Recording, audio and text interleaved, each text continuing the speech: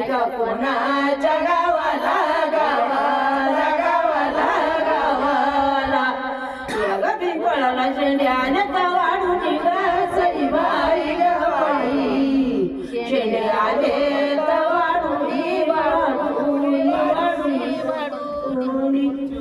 ज्ञानेश्वरावाची पोथी मुक्ताई सांगते फोडून ग सईबाई ग बाई मुक्ताई सांगते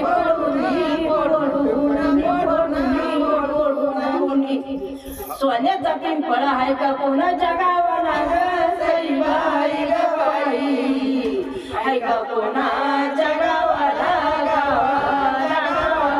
गावाला या पिंपळाला शेंड्या दांडे आले तर वाढून ग सईबाई ग बाई दांडे आले